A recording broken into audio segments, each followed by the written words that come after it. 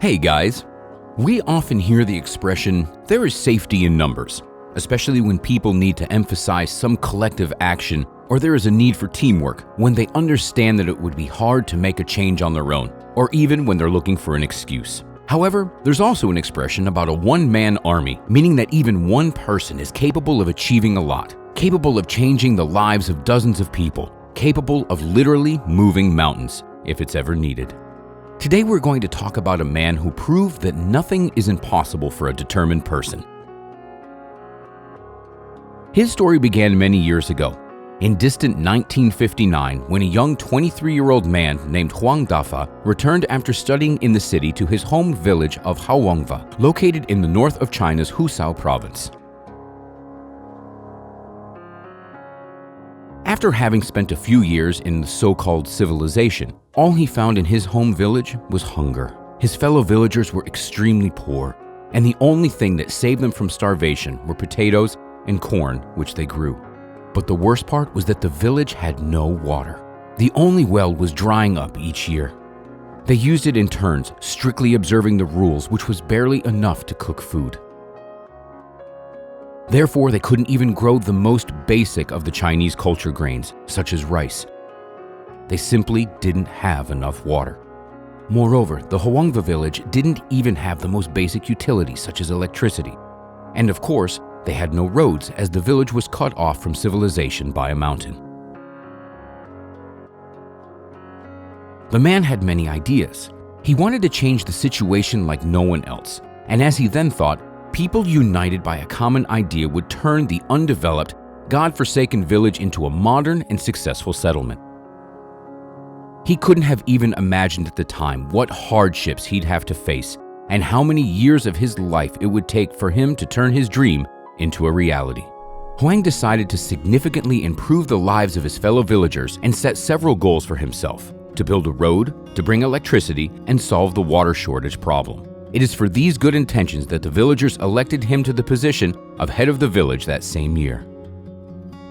The first thing that Huang did was search for a water source. He found one in the neighboring settlement. It'd be great if only it wasn't located on the other side of a huge mountain. The village obviously didn't have money to build a canal, and the district authorities refused to allocate any money for it. Huang met with dozens of government officials before he realized that no one cared neither for his village nor for its villagers. After giving it some thought, Huang decided to build the canal through the mountain on his own. As he later said, his parents raised him to be a man of his word, so he couldn't go back on his promise. And that's how Huang's battle with the mountain began.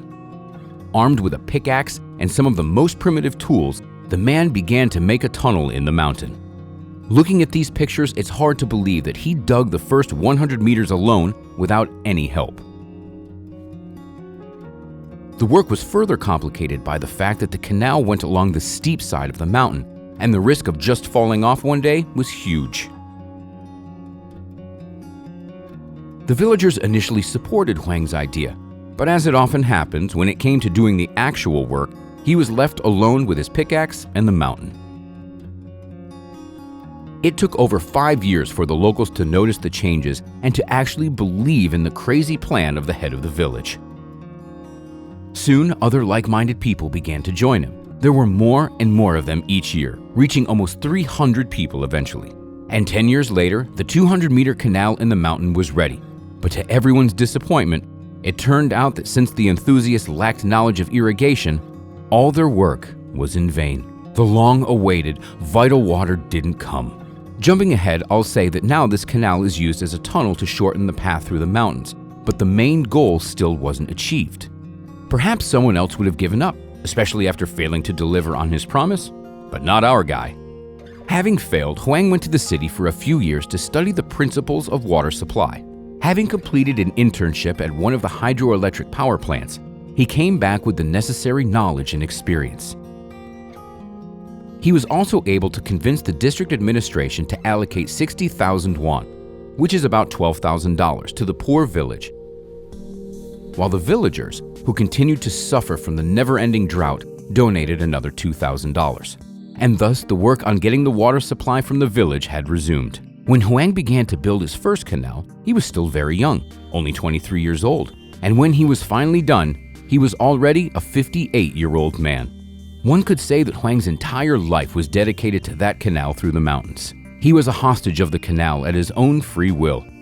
He would later say that in those decades, he never once wanted to abandon his goals, regardless of how hard he had to work. Huang always knew that he had to finish the project.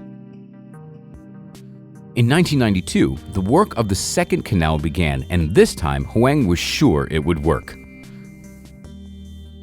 Once again, the work was mainly done by manual labor, but this time they did use some light equipment. It took another 3 years to build the 7,200 meters of the canal and 2,200 meters of bypass canals. The canal goes through 3 mountains, 10 hills, and 3 other villages. As hard as it was, by 1995 the canal began to function. By that time, 2 other goals, electricity and roads, had already been reached, also thanks to Huang's efforts. When it was all done, the innovations have changed the lives of about 2,000 people in Huang's home village and about 7,000 residents of the neighboring villages. They all began to grow rice, about 500,000 kilograms per year, and breed animals. The community now has about 60 hectares of irrigated and fertile land. Thanks to one person, the life of the entire village has completely changed. People's quality of life has improved. Children began to get an education. Today, they have about 30 college graduates for every 100 families. However, to make the villagers happy, Huang deprived himself of a lot. He lost his daughter and other family members without even getting a chance to say goodbye to them, as he always had to be in the mountains, working and overseeing the progress. He is now 83 years old, and he still goes to the mountains once in a while to check if the canal, which now bears his name, is working properly. As you can see from this story, nothing is impossible for a focused and determined person, for a one-man army.